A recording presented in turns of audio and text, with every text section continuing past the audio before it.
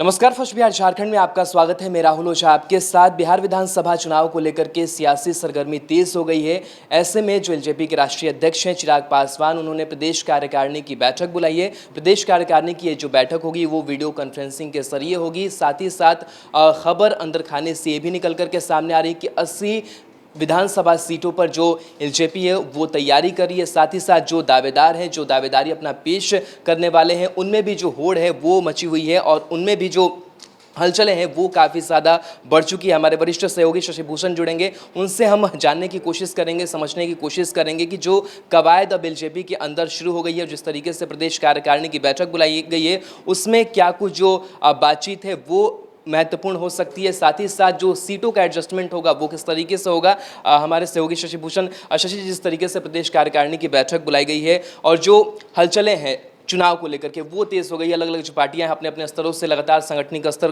को भी मजबूत करने की जो कवायद है वो करिए। साथ ही जो सीटों के एडजस्टमेंट को लेकर भी जो बातचीत है, जो रणनीति है वो भी तैयार की जा रही है। इस प्रदेश कार्यकारिणी की जो बैठक होगी इसमें क्या कुछ जो बातें हैं, जो चर्चाएं हैं वो होने की संभावनाएं लग रही हैं फिलहाल? देखिए, चिराग पासवान जो है वो दिल्ली में है।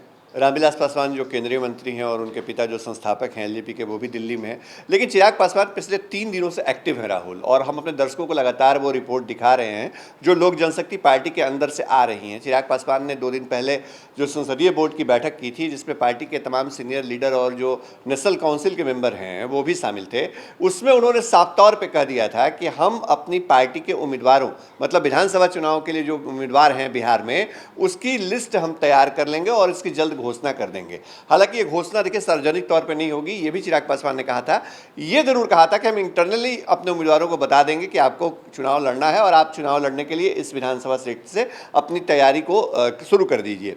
लेकिन आज जो अहम बैठक चिराग पासवान कर रहे हैं प्रदेश कार्यकारिणी की, उसमें जो हमारे पास जानकारी है, शुरुआती दुआ सलाम जो होगा वो तो होगा ही होगा। पार्टी के प्रदेश अध्यक्ष प्रिंस राज जो सांसद में हैं, चिराग पासवान के चचेरे भाई, वो भी इस बैठक में होंगे प्रदेश अध्यक्ष होने के नाते। और तमाम जो पूरी टीम के 122 लोगों की टीम है, तो वो पूरी जो टीम है जब बैठेगी तो चिराग पासवान उनको इलेक्शन के लिए होमवर्क देंगे, टास्क देंगे। जो हमारे पास खबर है, आधिकारिक तौर पर कोई बोलने को तैयार नहीं है, जो हमारे पास खबर है, लोक जनशक्ति पार्टी कम से कम 80 सीटों पर चुनावी तैयारी कर रही है कैंडिडेट के लिहाज से। ऐसा इसलिए राहुल, क्योंकि पिछली बार हमने देखा था विधानसभा चुनाव जो 2015 में हुए थे, उसमें लोक जनशक्ति पार्टी, उस समय राष्ट्रीय अध्यक्ष चिराग पासवान नहीं थे, राष्ट्रीय अध्यक्ष रामविलास पासवान थे, और 43 सीटों पर पार्टी ने चुनाव लड़ा था। उसमें सिर्फ 2 सीटों पर पार्टी को जीत हासिल हुई थी। महागठबंधन की बड़ी जीत जो है वो गवाह है 2015 में। एनडीए के अंदर जो करारी हार हुई एनडीए की बिहार में, उसमें 2 सीट पर सिमट करके लोक जनशक्ति पार्टी रह गई थी।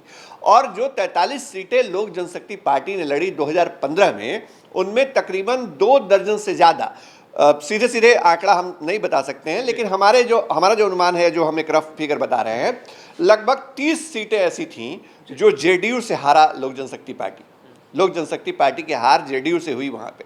तो जाहिर तौर पे जो सीटें 2015 में लोजपा को मिली, वो सीटें अब ज़्यादातर सीटें जो हैं वो जेडीयू के पाले में, जेडीयू की सिटिंग सीटें हैं। तो वहाँ जो उम्मीदवार पहले लड़े थे, उन उम्मीदवारों के अलावे अब आपको नई सीटों पे उम्मीदवार तलाशने होंगे, उसके लिए होमवर्क करना होगा।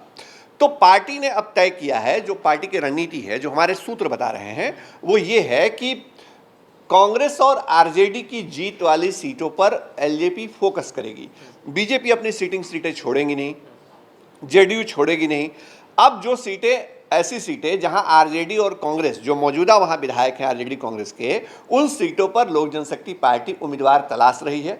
और हर विधानसभा सीट से कम 2 से 3 उम्मीदवारों का नाम शॉर्टलिस्ट किया जाएगा। तो ये पूरी एक्सरसाइज कैसे हो, इसको लेकर के चिराग पासवान आज प्रदेश कार्यकारिणी के साथ चर्चा जब करेंगे, तो संभव है कि इसमें वो इस बात का जिक्र करें। हो सकता है जिक्र ना भी करें, अलग से कुछ नेताओं के साथ बैठ करके वो इस पर रणनीति बनाएंगे। लेकिन चुनावी तैयारी को लेकर के साफ तौर पे चिराग पासवान मैसेज देंगे। ये मीटिंग इसी के लिए बुलाई गई है। और देखिए, हमको एकदम पूरा इस बात का इल्म है कि लोक जनशक्ति पार्टी इस बार 43 सीटों पर मानने को तैयार नहीं है। वो चाहती है कि कम से कम उसको 2-4 सीटें ज़्यादा मिल जाए।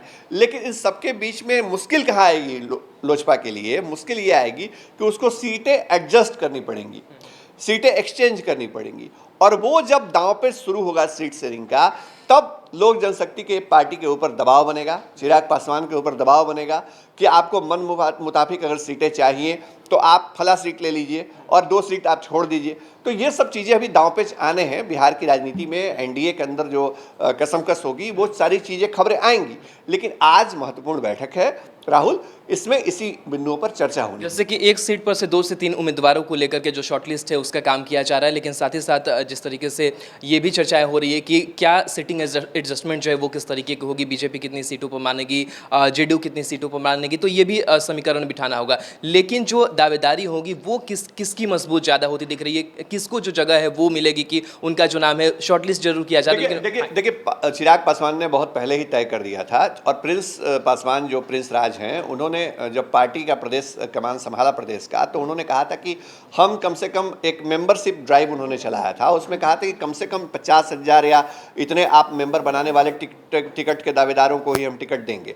वो एक पैरामीटर उन्होंने तय करके रखा है। लेकिन यहाँ बात बीजेपी या जेडीयू के साथ सीट शेयरिंग पे नहीं होगी। आज बात ये होगी कि भाई आप पार्टी के नेताओं को कहिए कि आप इलेक्शन मोड में जाइए, आप उनको बताइए कि अब जनसंपर्क करें, आप बताइए कि चुनाव के लिए कैसे पार्टी सक्रिय है, ये लोगों के बीच मैसेज जाए। बीजेपी और राष्ट्रीय जनता दल यूनाइटेड, इन पार्टियों ने जो अगले रविवार से मतलब 7 जून से जो सक्रियता की प्लानिंग की है, उस प्लानिंग में लोक जनशक्ति पार्टी या चिराग पासवान कहीं पीछे न छूट जाएं, इसके लिए पूरी एक्सरसाइज हो रही है।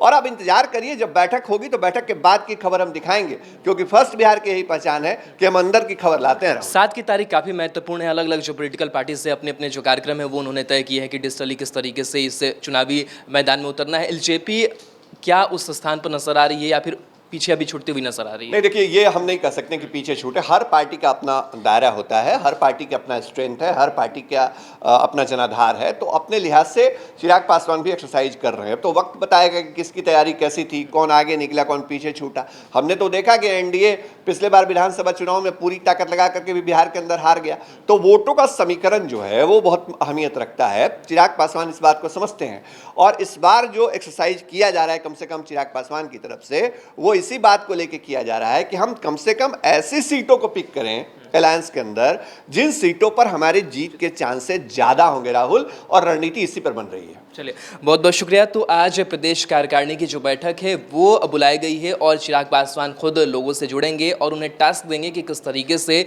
इस चुनाव के मद्देनजर उनकी जो सारी तैयारियां हैं वो होनी है, कैसे वो लोगों तक अपनी जो पहुंच है वो बनाएंगे। साथ ही साथ इस पर भी नजरें बनी होंगी और जिस तरीके से जो अंदर खाने से खबरें निकल करके सामने आ रही है कि 80 विधानसभा सीटों पर जो तैयारी है वो एलजेपी कर रही है और किन किन सीटों पर ज़्यादा चांसेस से जीतने के, बाद में समीकरण क्या बनेंगे, एनडीए के अंदर सीट शेयरिंग का फॉर्मूला क्या होगा, वो तो आने वाला वक्त बताएगा। लेकिन इससे पहले की जो तैयारी है वो होनी अब शुरू हो चुकी है। बिहार के आधुनिक अस्पतालों में से एक NSMCH multi speciality 350 bedded hospital, अनुभवी डॉक्टर एवं ट्रेन्ड पैरामेडिकल स्टाफ, विश्व स्तरीय सुविधाओं के साथ अत्याधुनिक ऑपरेशन थिएटर, ICU, NICU, निशुल्क OPD परामर्श, 24 घंटे इमरजेंसी सर्विसेज और जटिल गर्भावस्था का इलाज। Netaji Subhash medical college and hospital, Amhara, Bihta, Patna.